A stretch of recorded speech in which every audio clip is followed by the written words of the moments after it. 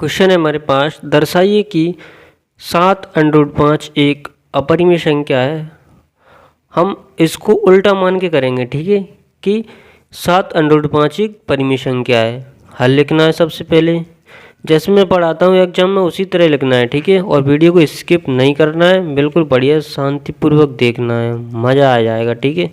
दूसरी उड़ा देंगे अपन, टेंशन मत लो, पेपर में दूसरी उड़ जाएगी। अपन लिखेंगे माना 7√5 एक परिमेय संख्या है। हमने मान लिया, जब माना है इसको मान लिया, माना 7√5 एक परिमेय संख्या है, तो इसको P/Q के रूप में लिख सकते हैं। इसको P/Q के रूप में लिख सकते हैं, यानी कि P/Q क्या है, एक परिमेय संख्या है जहाँ Q बराबर 0 नहीं होना चाहिए और P/Q सह अभाज्य हैं। P/Q क्या है, सह अभाज्य संख्या है, ठीक है। सह अभाज्य परिमेय संख्या कैसी होती है, P/Q के रूप की होती हैं, ठीक है। यानी कि Q बराबर 0 नहीं होना चाहिए। अगर Q बराबर 0 हुआ तो ये क्या आ जाएगा, अनंत आ जाएगा।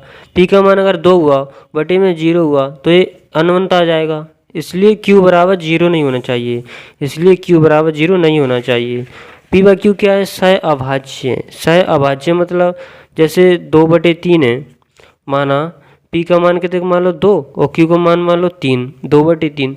2/3 ये संख्या ये क्या है, अभाज्य संख्या है। ये जो संख्याएं हैं ये क्या है, अभाज्य संख्या है, ठीक है।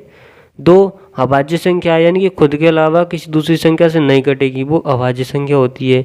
3 खुद के अलावा किसी दूसरी संख्या से नहीं कटेगी, वो अभाज्य संख्या होती है। तो 2 और 3 मान लो, 2 और 3 क्या है, अभाज्य संख्या है। 7 अभाज्य संख्या है, यानी कि P/Q क्या है, अभाज्य संख्या है, ठीक है। सह अभाज्य है यानी कि जिनका HCF बनाएगा, कितना आएगा, HCF बनाएगा। इसको लिखना होता है एग्जाम में, लिख देना इसको, ठीक है, नहीं तो कोई दिक्कत नहीं है।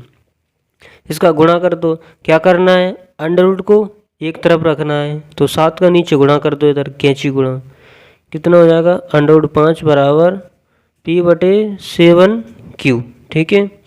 इसको दे दो कितना, समीकरण 1 दे दिया। समझ में आ रहा है ना, समझ नहीं आ रहा हो तो कमेंट किया करो, एक सर यहाँ गड़बड़ी कर रही है बोल दिया करो मेरे को, ठीक है। हम क्या रखेंगे, चूंकि P/Q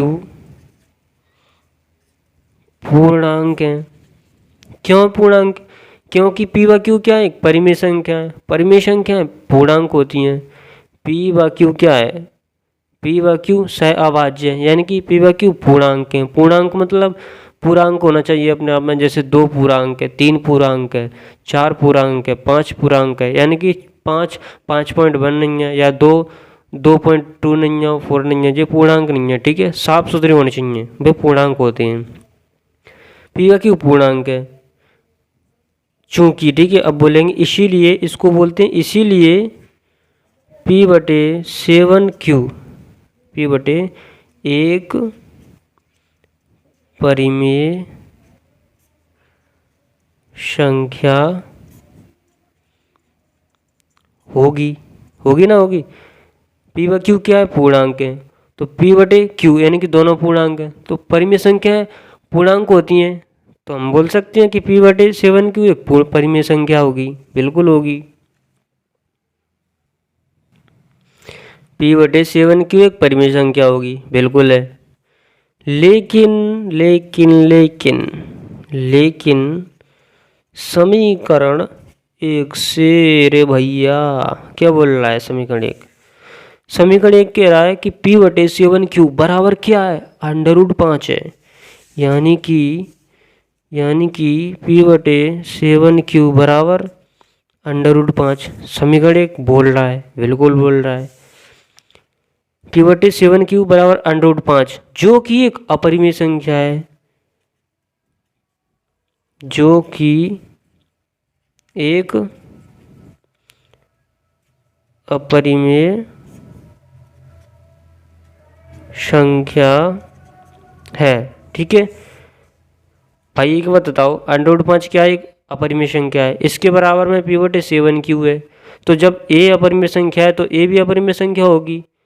लेकिन हमने क्या पढ़ा था कि P/7Q एक परिमेय संख्या है। हम यहाँ लिखेंगे जो कि हमारे पूर्व कथन का विरोधाभास है। यानी कि हमने जो कल्पना की थी ना कि P/7Q एक परिमेय संख्या है, हमने यहाँ माना था, शुरू में माना इस 7 या √5 एक क्या है, परिमेय संख्या है, परिमेय संख्या है। लेकिन समीकरण 1 से पता चला हमें, समीकरण 1 से पता चला कि √5 क्या एक अपरिमेय संख्या है। जब √5 अपरिमेय संख्या है तो ये भी अपरिमेय संख्या है। तो हम लिख रहे हैं कि जो कि हमारे पूर्व कथन का विरोधाभास है, विरोधाभास है। अतः है, हम लिखेंगे अतः 7 √5, इसको नहीं लिखेंगे, इसको लिखेंगे पहले, इस लाइन को लिखेंगे। अतः हमारी पूर्व कल्पना गलत है। भाई जब जो गलती की है उसको मानना तो पड़ेगा, जो गलती मानेगा वही तो मान होगा, वरना आगे कैसे बढ़ पाएगा। समझ रहे हो, गलती को मानना सीखो। अतः हमारी पूर्व कल्पना गलत है, हमने मान लिया। अतः 7 √5 एक अपरिमेय संख्या है। ठीक है, अतः 7 √5 एक अपरिमेय संख्या है। बस यही आ गया इसका आंसर। दूसरी ला देंगे, टेंशन मत लो पेपर में। इसी तरीके से करना है क्वेश्चन पेपर में, कुछ बदलाव नहीं है, सारे क्वेश्चन इसी पैटर्न से हैं। ठीक है, देख लो एक बार और।